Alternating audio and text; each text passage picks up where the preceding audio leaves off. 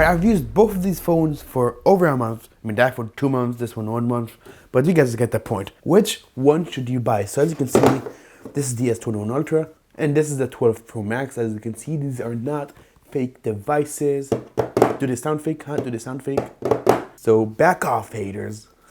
Just kidding. Now, first off, design. So on the front, they look about the same, except for the fact that the iPhone has the notch and it has a different aspect ratio. But flipping them over is where we see the real difference. So they are both matte black, but they both went with a different kind of black. And I personally like the Samsung black because it's blacker and I like black phones. Also, it looks a bit more cooler. Sorry for the background noise, by the way. But in terms of how they feel in the hand, oh boy, does the iPhone win. Thanks to its stainless steel, squared off body.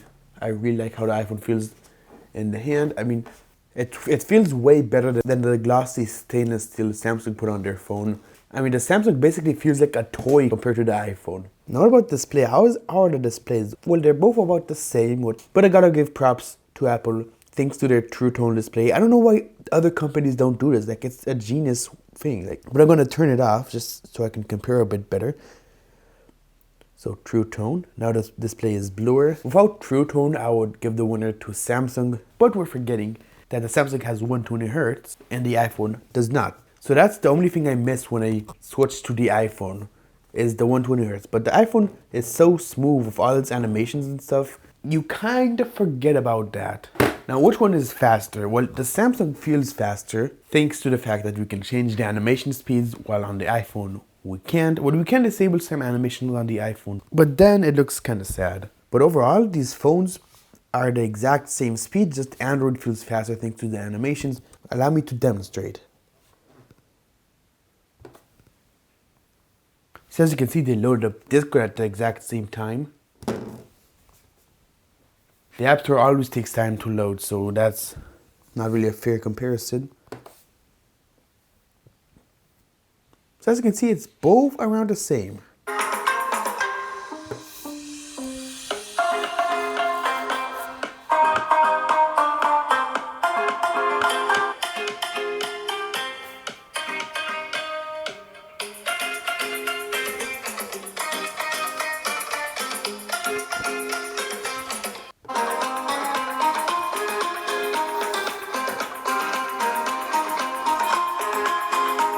So I don't know if you guys noticed that, but the Samsung actually gets a bit louder and more clear than the iPhone. But more or less, they both have great speakers. Even though there's a clear difference between the two, like I think the Samsung sounds way better. Okay, now we're both gonna run the Geekbench 5 and see how they compare. So as you can see, the iPhone is way in the lead. It's gonna finish any second. The S21 Ultra still has a bit left to go.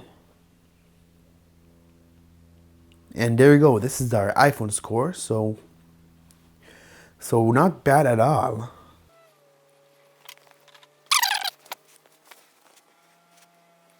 Okay, so as you can see, we get a way lower score, which is, it's understandable since this is a very powerful chip, but Geekbench is not an accurate way to test the overall performance of the phones. It's just to test the overall raw power of the chip.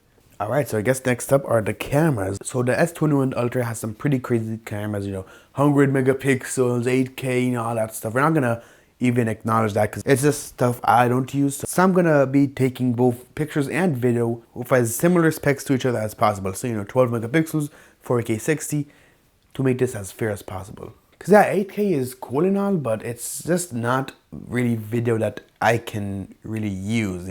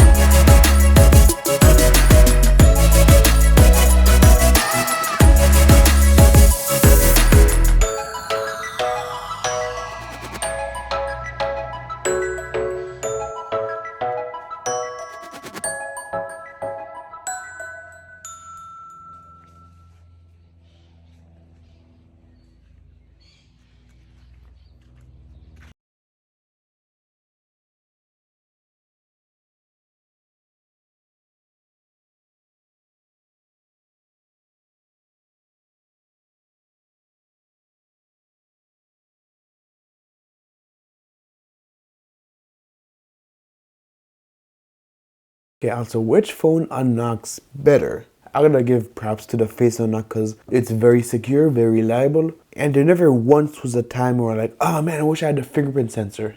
Except when I just woke up and I can't really open my eyes all the way, or when I'm outside wearing a mask, which is when face unlock doesn't work because it needs to detect your whole face. But as soon as the pandemic ends, then I mean, the face unlock is a quick and reliable way to unlock your phone. Like right now, the camera's blocking my face, so the phone can't really see me right now.